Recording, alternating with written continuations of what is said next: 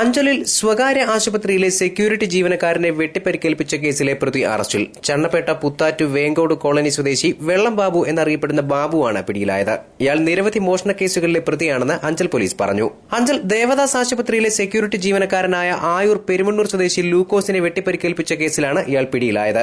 ഓട്ടോറിക്ഷയിലെത്തി ആശുപത്രി വളപ്പിലിരുന്ന് മദ്യവും കഞ്ചാവും ഉപയോഗിച്ചത് ആശുപത്രി അധികൃതരോട് റിപ്പോർട്ട് ചെയ്തതിന്റെ പേരിലാണ് ലൂക്കോസിനെ ഇയാൾ വെട്ടിപ്പരിക്കേൽപ്പിച്ചത്. ലൂക്കോസ് അഞ്ചൽ പോലീസിൽ നൽകിയ പരാതിയെ തുടർന്ന് നടത്തിയ അന്വേഷണത്തിലാണ് ആക്രമണം നടത്തിയത് വെള്ളം ബാബുവാണെന്ന് ബോധ്യപ്പെട്ടത്. കഴിഞ്ഞ ദിവസം രാത്രി അഞ്ചൽ മുക്കട ജംഗ്ഷന് സമീപത്ത് വെച്ച് പോലീസിനെ കണ്ട് ഓടി ഒളിക്കാൻ ശ്രമിക്കുന്നതിനിടെ അഞ്ചൽ സബ് ഇൻസ്പെക്ടർ സുധീറിന്റെ നേതൃത്വത്തിലുള്ള പോലീസ് സംഘം ഇയാളെ ഓടിച്ചിട്ട് പിടികൂടുകയായിരുന്നു.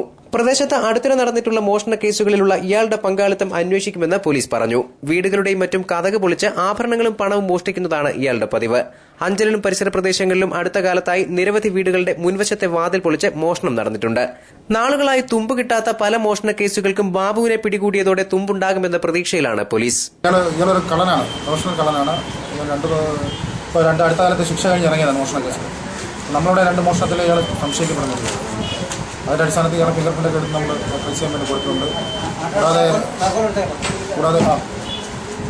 കൂടാതെ ഇന്ന് 2 ദിവസം മുമ്പ് ദേവദാസ് ഹോസ്പിറ്റലിലെ സെക്യൂരിറ്റി ആക്രമിച്ചിട്ടുണ്ട്.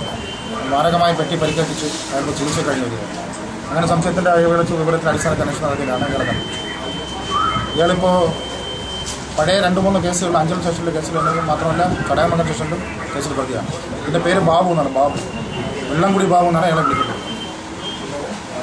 ഈ പരിക്കേറ്റ സെക്യൂരിറ്റി ഇപ്പോൾ ചികിത്സയിൽ കഴിഞ്ഞു വരികയാണ്. അയാളുടെ കാലിന് പൊട്ടലുണ്ട്, തലയ്ക്ക് നല്ല മാരകമായി വെട്ടുണ്ട്.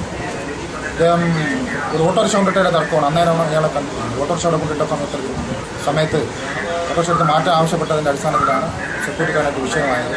അയാൾ മാരകമായി ഉപദ്രവിച്ചു. അയാൾ ചികിത്സ കഴിഞ്ഞു വരികയാണ്.